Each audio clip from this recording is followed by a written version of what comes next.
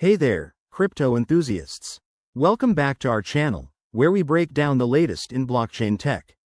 Today, we're tackling how to send MATIC from Phantom Wallet to Coinbase in 2025. If you're looking to move your MATIC tokens smoothly, you're in the right place. This process is straightforward, but always double-check for updates since crypto evolves quickly. First things first, make sure you have the Phantom Wallet app installed on your device and that it's connected to your account. Phantom is a popular wallet for Solana and Ethereum-based assets, including MATIC from the Polygon network.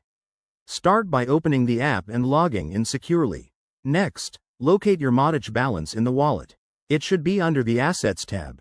Before you proceed, head over to your Coinbase account. Log in, go to your wallet section, and copy the receiving address for MATIC.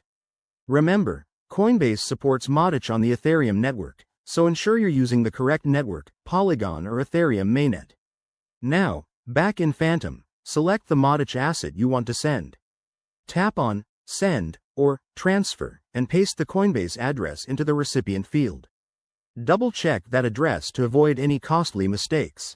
Enter the amount of MATIC you wish to transfer, but keep an eye on transaction fees. They can vary based on network congestion. Once everything looks good, hit Confirm and approve the transaction. You'll need to sign it with your wallet's private key. Sit tight while the blockchain processes it. This might take a few minutes to an hour, depending on the network. After the transfer is complete, check your Coinbase account to confirm the MATIC has arrived. If you run into issues, like a stuck transaction, try using a blockchain explorer to track it or reach out to support. And that's it. You've successfully sent MATIC from Phantom to Coinbase. This step is crucial for managing your crypto portfolio in 2025. If you found this helpful, give it a thumbs up, subscribe for more guides, and drop your questions in the comments. Stay safe out there in the crypto world. See you next time.